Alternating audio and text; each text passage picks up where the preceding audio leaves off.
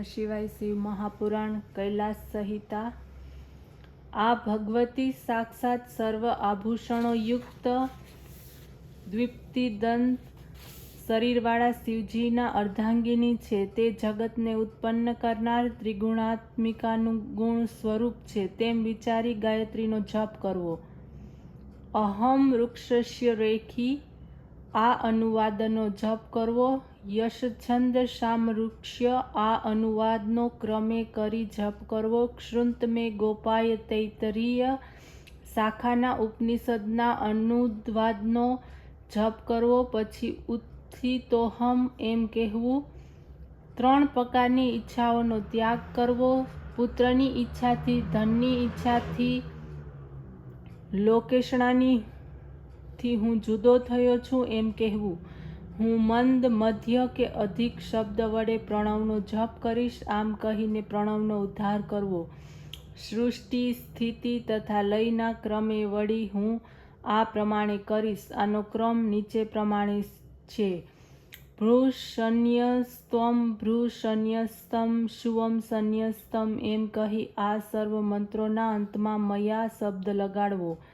જેમ ભ્રુવઃ શન્મયંત મયા પહેલા પ્રણવનો ઉચ્ચાર કરી ભૂર્ભુવઃ સ્વાહા આ સમષ્ટિ યાતિનો ઉચ્ચાર કરવો. સંન્યસ્ત મયા એમ કહી સર્વદા શિવનું હૃદયમાં ધ્યાન કરવું. મંદ, મધ્ય, ઊંચા સ્વરથી તેમનો જપ કરવો. આ રીતે સાવધાન થઈ પ્રેષઃ મંત્રનો જપ કરવો. મારા વડે સર્વ પ્રાણીઓના અભયરૂપ થવું. અભયમ સર્વભૂતેભ્યમ મતઃ સ્વાહા આવો જપ કરવો.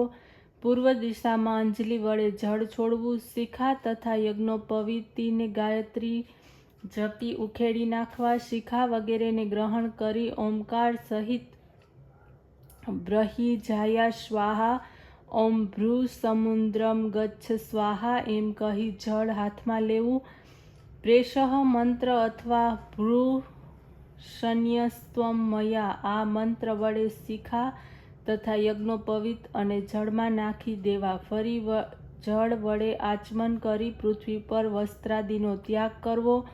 ઉત્તર પૂર્વ તરફ મુખ કરી 7 પગલાં ચાલવા. કઈ એક દૂર ગયા પછી તિષ્ઠ ઊભા રહો એમ ગુરુઓને કહેવું.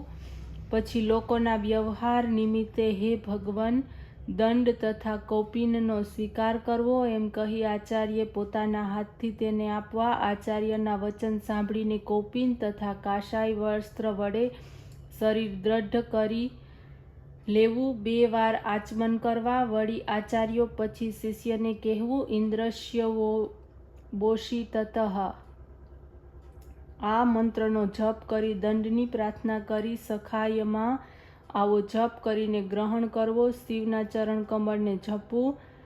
ગુરુની સમીપ જઈ 3 વાર પૃથ્વી ઉપર પડખે જતા પ્રણામ કરવા. ઉઠીને ગુરુના દર્શન કરવા. ગુરુની નજીક હાથ જોડીને ઊભા રહેવું.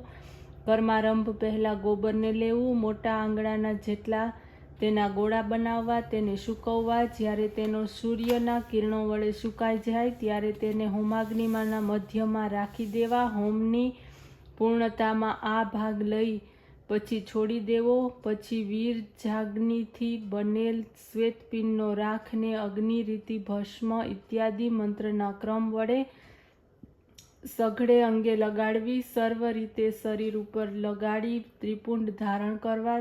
ત્રિયાયુષે તથા ત્રયંબકે યજામહે આ મંત્ર વડે શિવથી આરંભ કરી શ્રેષ્ઠ ભક્તિથી યુક્ત એવા શિષ્ય હૃદય કમળમાં ઉમાશિવનું ધ્યાન કરવું. ગુરુએ પ્રસન્ન થઈ શિષ્યના મસ્તક ઉપર હાથ રાખી તેના જમણા કાનમાં નીચેનો મંત્ર કહેવો. 3 પ્રકારે પ્રણવનો ઉચ્ચાર કરવો. કૃપાવંત બની ગુરુએ તેના અર્થને કહેવો. ગુરુએ ઉચિત છે કે અધ્યાયમાં કહેલા 6 પ્રકારના અર્થનું જ્ઞાન કરાવવું. પછી શિષ્યે 12 પ્રકારે પૃથ્વી પર ગુરુને પ્રણામ કરવા. તેને સર્વદા આધીન થઈ રહેવું. તેમની આજ્ઞા વિના અન્ય કોઈ પણ કાર્યનો આરંભ કરવો નહીં. ગુરુની આજ્ઞાથી શિષ્યે સર્વદા વેદાંતના જ્ઞાનમાં તત્પર રહેવું. વેદાંત માર્ગને અનુસરી નિત્ય ગુરુને આધીન થવું તથા બીજા કર્મ કરવા નહીં. શ્રવણાદિના અંગપૂર્વક શિવ જ્ઞાનમાં તત્પર રહેવું, તપને અંગે ગુરુએ પ્રાતઃકાલીન અનુષ્ઠાન કરાવવું, કૈલાસ પરસ્પર નામવાળા મંડળમાં શિવના કહેલ માર્ગાનુસાર શિષ્યે પૂજન કરવું, ગુરુ વડે પૂજિત દેવનું નિત્ય પૂજન કરવું, અસમર્થ હોય તો સ્ફટિકના સિંહાસન સહિત એક ઈશ્વરીય લિંગ ગ્રહણ કરવું, દરરોજ દેવનું પૂજન કરવું, ગુરુ પૂજનના અશક્ય હોય તો સ્ફટિક મણીના શિવલિંગની પૂજા કરવી, પ્રાણના ભોગે પણ શિવાર્ચન છોડવું નહીં. આ રીતે 3 વાર ગુરુની પાસે શપથને ગ્રહણ કરી શિષ્ય દ્રઢ મનથી શિવની ભક્તિ કરવી, ઉત્કંઠિતમાં મન વડે તથા નિત્ય પરમ ભક્તિથી લિંગનું નિત્ય પ્રસન્ન થઈ શિવના 5 આવરણના માર્ગ વડે પૂજન કરવું. ઓમ નમઃ શિવાય.